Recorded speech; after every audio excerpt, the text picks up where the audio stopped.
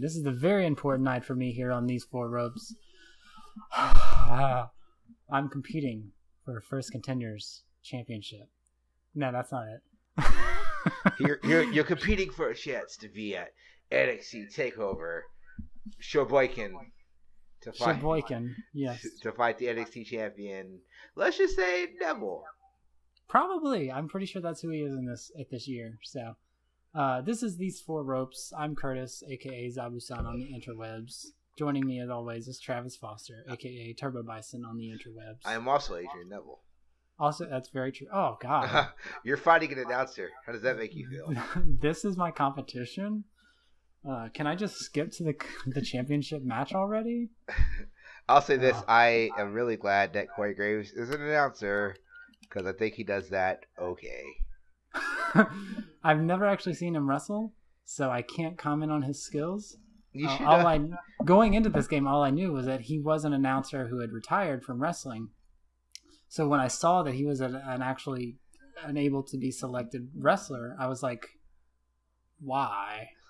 So I don't know, but like the look of him looks way 80s. So I guess I can see why WWE might like that. But he looks awful. Whenever you get a chance, Google Sterling James Keening, I think his name was. It's literally like if somebody had watched 3 CM Punk matches and were like, "Hey, can you make this guy?" Like, yeah, sure, I can do exactly what he does. Is that Corey Graves or is that Sterling King's Janie's? That is Corey Grave. He's also Sterling James Keenan. Okay, I'll look it up and I'll post a picture of him in the video because that sounds too awesome. So basically, they were repackaging this guy to be the next CM Punk. Yeah, he was the year at CM Punk. To the point where he even did he has the tattoo where he has to stay down. That was his thing. He tells you to stay down. Get it because he's tattooed.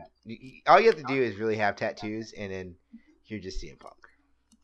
Like Randy Orton is just CM Punk. Oh God, Randy Orton is awful. I don't know how he still has a job there. Because he's actually a good wrestler. He's actually had 3. What's that thing? The drug inflections or violations. He's had 3 of those, right? He has 2. Because they are very hard fast on 3 and you're gone. It's the only reason why Jeff Hardy had to go. Honestly, they would have probably kept Jeff Hardy forever, but he had to go because he couldn't stop doing drugs. To the point where he got arrested for felony charges. You haven't unlocked dives yet. Damn it. You have to unlock dives. I'm going against the guy that gravity forgot, and I can't even do a single dive. You can't go to top ropes. God, I'm just going to take it all out on Corey Graves because he's a piece of garbage, and I want to dive. So since we're going elbow. Since we're going into the NXT Championship match, hopefully next. There is no hope. Do you see what I'm doing to this guy? There is no hopeful. This is a definitive death sentence against Corey Graves. This guy will not walk out of NXT. So he will hobble or he will be stretchered out. So let's talk a little bit about NXT London. Yes, let's do that because we didn't do that in the last episode. We did not. That was a terrific show, as every NXT show is. Yes. It was absolutely fantastic. The women, as always, did such a great job. Mm-hmm. Both matches, yes. I cannot wait to see Asuka versus Bayley because, god damn, that match is going to be probably my favorite match of all time. And we do not mean Asuka from Evangelion, let's be clear. I can see some nerds out there confused. No, it's not Asuka. It would be kind of crazy. I would want to see that, but it would be kind of crazy, and I think they would actually do it if they did fight for the title and Asuka came dressed as Asuka and Bayley came dressed as Rey. That would be kind of baller. Come out in a red and white plug suit. That would be ridiculous, especially if it was another takeover in Japan. That would be fucking nuts. Are you kidding me? You have Asuka go over because it's her home country. Yeah. They come out in plug suits. Oh my god, that would be unbelievable. I would in a match striker line. I would mark out so hard. I don't mark out. That's something that I would absolutely just have a smile on my face the entire time. That's too good. No, and they've done it like Bailey's not Bailey. Sasha Banks she's done like some Eddie Guerrero type like outfits for matches. Bailey did the Macho Man like the takeover. I think it was a year now when she fought Charlotte, which I think is the one that no one ever brings up when everyone like wants to shit, because the cool thing now is to shit on how bad Charlotte is. And I was like, well, I mean, she is kind of bad. She's like 40, only just getting into the wrestling business, and she's only kind of there because of her dad. Yeah. Not saying it's justified. I'm just saying they're not necessarily not wrong. No, she's green, but I mean, she's not like the worst. Like they're like she's the worst. Oh no, Eva Marie is the worst, without a doubt. Exactly. Have you guys seen Cameron wrestle? Like people who were on TV and who didn't understand that you can't pin somebody while they're laying on their stomach. Oh, I think you can actually. Oh shit. But there, you're gonna lose. That was sincere. That was sincere. Like I was actually gonna lose. See, that's why I don't like the pin mechanic. There's no reason he should have gotten a 2 count on me. Corey Graves has his finish. Is he gonna hit you with the stay down? That's the name of his finish. Oh, I hope not. It's a submission, so it's easy to kind of get out of. Oh, you're gonna have to hit. I'm gonna hit him with the vertebreaker. Oh no, I'm not. Oh, he reverses the vertebreaker. You. Oh my god, he might actually beat me. Oh no, this is embarrassing. He's gonna go to take over Sheboygan. It's like an NXT show. Oh my god, this is bad. Who's gonna win? This is bad. This is actually entertaining. Oh no, he's gonna pin me. You're at the ropes. Oh. Oh my god. Oh, you lost. Oh my god, I talk a big game Corey and I Graves. cannot back it up. Now you have to fight Baron Corbin. Now I have to eat a lot of crow. This is embarrassing. And he didn't even finish me strong. He waited, got his stamina up, and pinned me. That's not a flashy finish. Don't you wish you could attack him in the ring and like break his legs like the mechanic? Yes. Oh, that's embarrassing. Sorry about that.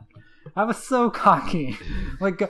Go back 5 minutes into the match. 2-star match. Saying, I'm not gonna let him walk out of here. Yeah, look where it got me. Oh, he doesn't think you're ready for the #1 contendership. William Regal is not impressed. So now you have to fight bums. Oh no, Rusev. Oh, well, that's not a bum. Not a bum at all. That's interesting. I'm glad that it changed the story. Like they didn't have me just replay Corey Graves. Like I actually now can continue the story and fight someone else. I like that because that would have been really, really dumb to have me fight the same guy twice. Corey Graves forever. Yeah. Now you can fight Rusev forever. Yeah, like John Cena. Or whomever Rusev was in a Ryback, was he? Yeah, that was his last big feud, right? Yes. Or Ziggler. Was that? Yeah, you're right. Ryback.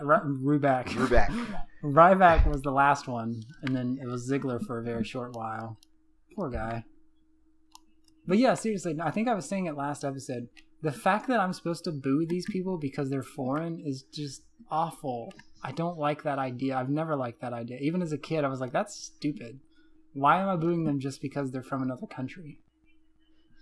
Well, because Vince McMahon, as much as he does not want to be a Southerner, he is a xenophobic Southerner. So. Oh, he's awful. He's one of the worst people on the planet. There's a lot. There's a lot. So, I hate being the defender of Vince. I honestly think Vince McMahon is a genius. I legitimately and honestly think he is that. Especially when you look at what happened in the 80s and how he basically he forced wrestling to evolve, right? Which I think companies like PWG, like NJPW, Reverse Hurricane Rana, Poison Rana, they say, ROH in the early 2000s and TNA in the early to mid 2000s, he forced wrestling to evolve.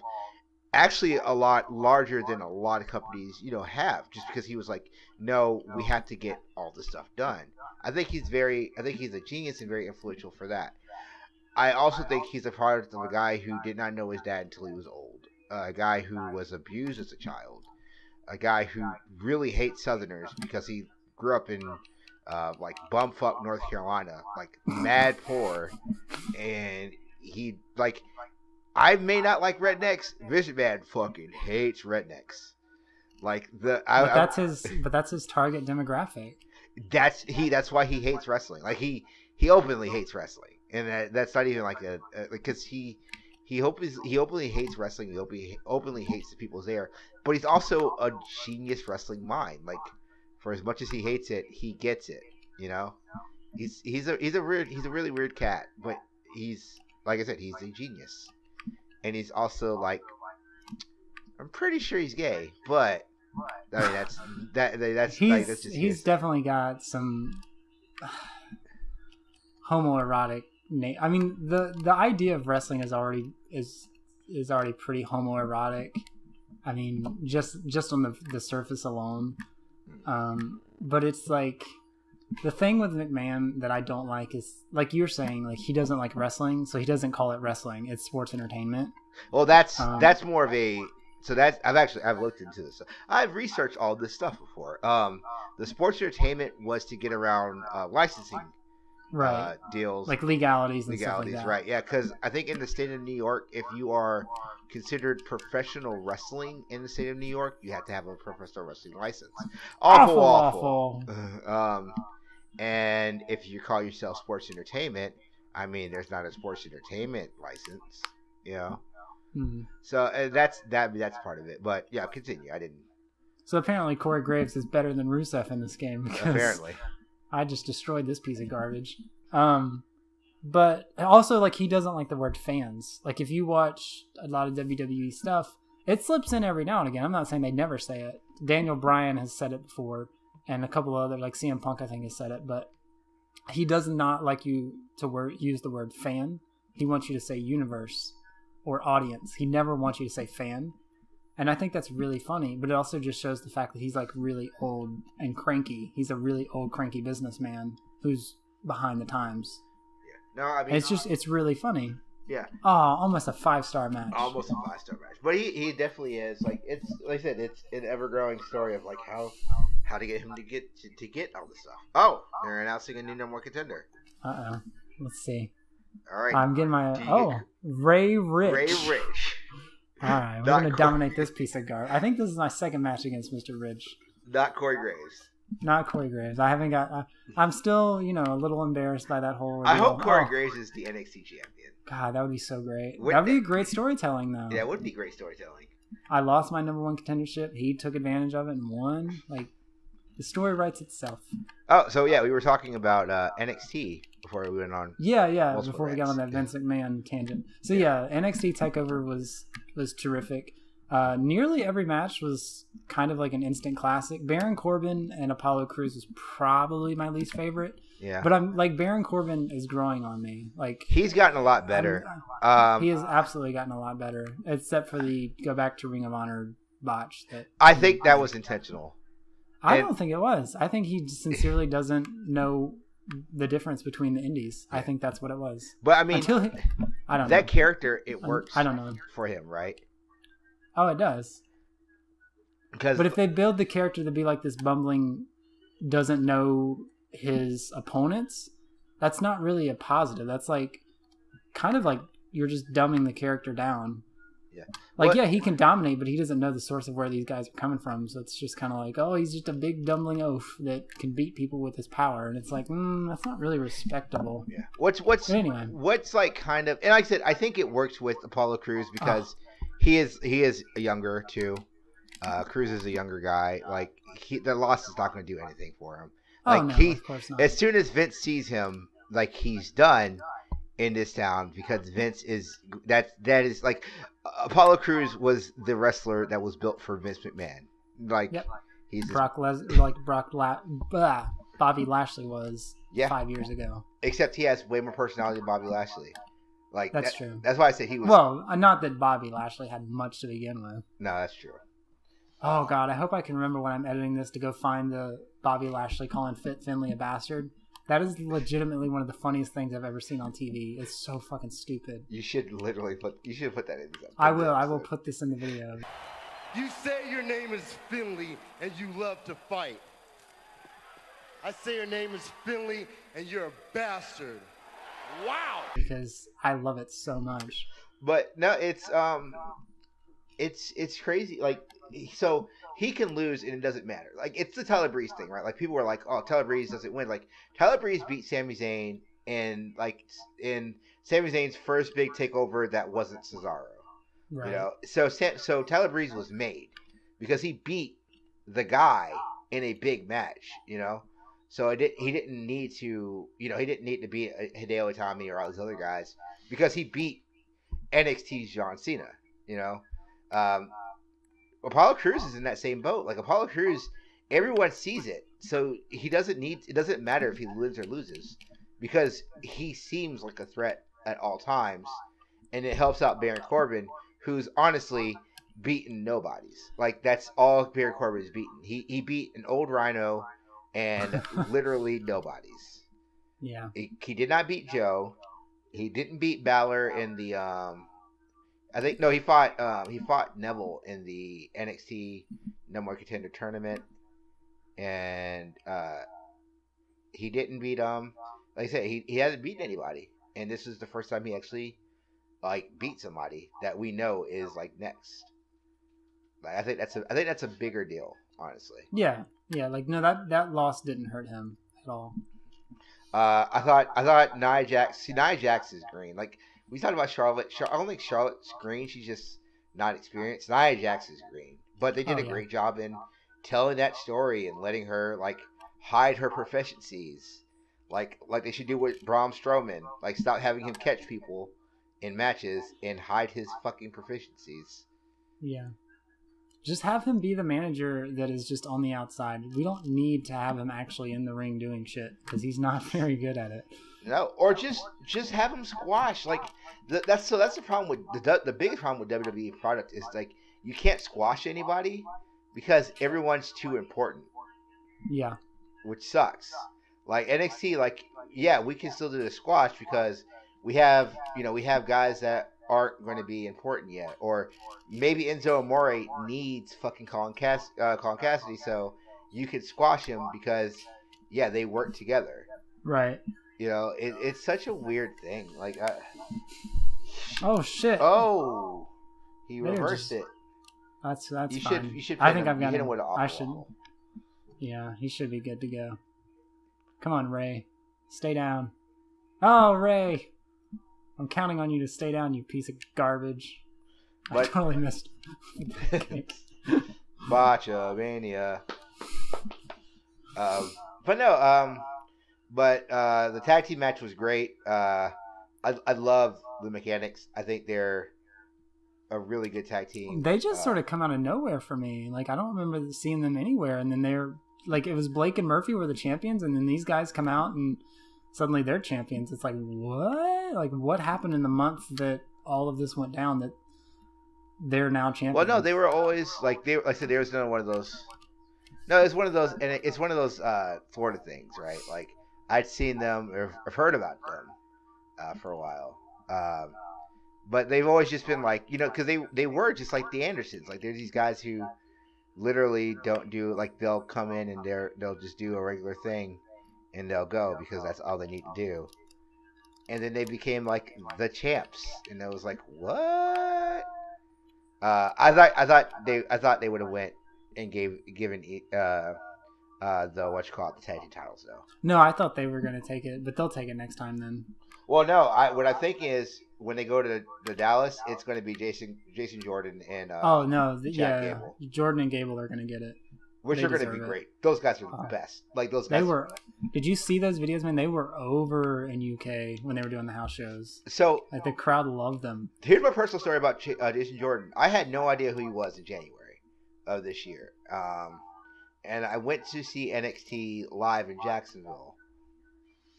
And it was a throwaway match. It was Jason Jordan, and this was when he was teaming with Ty Dillinger. Did you win? Oh, no. No, this guy is not staying down. But he was teaming with Ty Dillinger at the time. But in this one, he was doing a one-on-one match against Baron Corbin, which I was like, well, I don't want to see Baron Corbin wrestle. No one does. Because this was when Baron Corbin was squashing everybody. So like the crowd was doing his count gimmick, but it went over, and that's when I got to see Jason Jordan wrestle, right? And when I saw him wrestle, I literally left that show like I got to see Sami Zayn wrestle. I got to see basically a PWG fucking main event with Neville, Tommy, and Balor in a triple threat match. Like I got to see like all these great things, but I just went away with like this Jason Jordan guy's really good. Right, he's gonna be someone you're gonna see him everywhere. Yeah, and so like every time whenever people ask me like, oh, who should I watch in NXT, and like I would see Jason Jordan on, I was like, watch him, because eventually you're gonna get like this guy's really good. Vertebreaker. I'm hoping this finishes it. Yeah, no, like Gable and Jordan are two names to be on the lookout for. They're going to be huge in 2016, without a doubt. My God, this guy, Chad Gable is legitimately one of the best. Like Chad Gable, like his bridges are they're so good. Yeah, they're so crisp. They're such a crisp tag team. They just work together so well. But I see them already as like the next world's greatest tag team. Not just from the uniforms, the outfits, but just from like the way they play off each other. They're so smooth in their transitions. It's perfect. Like they're such a great tag team. I would love to see. I would like WWE does this whole thing where they bring people in for like quick runs. I would love to see a world's greatest tag team match. I think Charlie Haas is retired, but like for him to come out of retirement and to do him and Shelton X Benjamin. Oh no! One last time against Gable and Jordan, that would be terrific. That match would be like it would be the best match of all time. That was if I don't get at least a 4-star on this match, I'm going to be very upset. I think you're going to get a 5. That was a strong match. Ray Rich just brought out the best in me. Maybe Ray Rich is the Sasha to your Bayley.